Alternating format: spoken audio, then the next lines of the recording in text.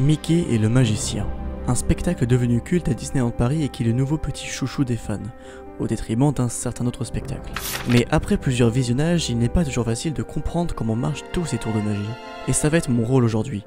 Je vais vous expliquer comment a fait Disneyland Paris pour émerveiller petits et grands avec seulement quelques tours de passe-passe.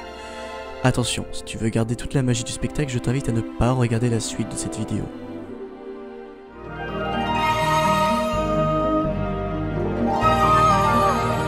Dans la première scène, quand le magicien arrive, il est accompagné de la fée Clochette, et ça c'est un tour assez connu dans le domaine de la magie. Il suffit simplement de deux personnes habillées en noir et cachées derrière les éléments de la scène qui tiennent une longue tige avec une petite lumière au bout qu'ils allument dès que c'est leur tour. Ensuite, dans cette même séquence, on découvre le chapeau qui parle.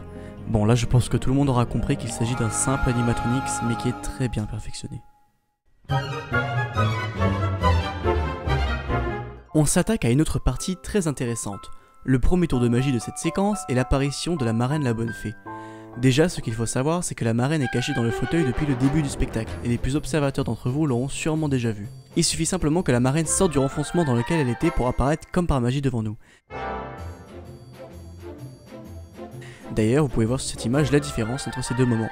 Ensuite, un tour de magie plutôt simple que je me demanderais presque si je dois vous l'expliquer, mais la marraine fait apparaître la robe de Cendrillon à un certain moment de sa prestation. En fait, comme vous pouvez le voir dans la vidéo, la robe est simplement dissimulée derrière le porte-robe qui lui n'est pas vide mais peint en noir. Il suffit à l'actrice de le faire tourner pour que la fameuse robe de Cendrillon apparaisse comme par magie.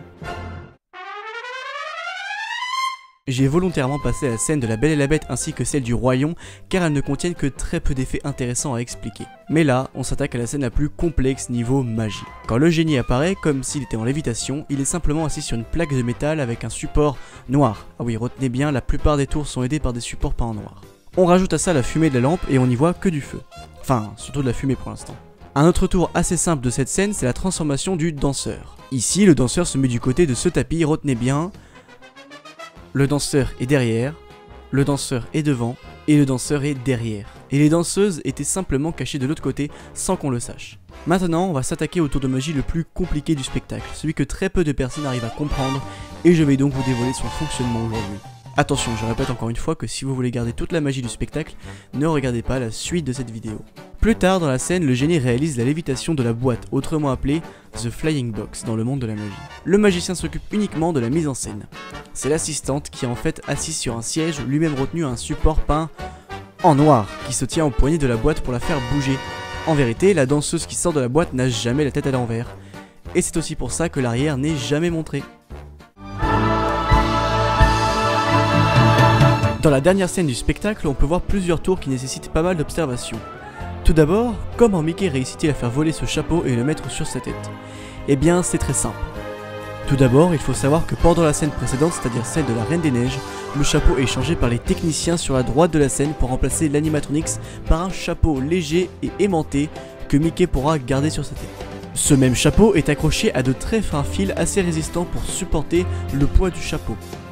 Et donc, quand Mickey est devant lui, il a simplement besoin de lever ses mains car les fils sont eux attachés à ses gants. Une fois le tour fini, les fils se cassent et retombent sans que l'on s'en aperçoive. Le dernier tour de magie de ce spectacle, et donc le dernier que je vais vous expliquer, est la disparition du magicien. Lorsqu'il s'approche du fond de la scène, il y a une structure qui permet de simuler sa silhouette et que l'on ne voit pas, car elle est peinte en noir. Lorsqu'elle commence à monter, les lumières sont dirigées vers les spectateurs, et donc il est compliqué pour nous de réussir à voir les fils et câbles qui permettent la réalisation de ce tour. Pendant que nous sommes concentrés sur ce drap flottant, le magicien, lui, a eu le temps de sortir de la scène en bas. Voilà, c'est la fin de mes explications sur Mickey et le magicien. Si vous souhaitez que je dévoile les secrets d'un autre spectacle dans une prochaine vidéo, ça sera avec grand plaisir. N'oubliez pas de me suggérer des choix dans les commentaires.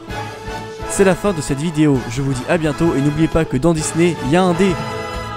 Il va falloir que je me trouve une phrase de fin.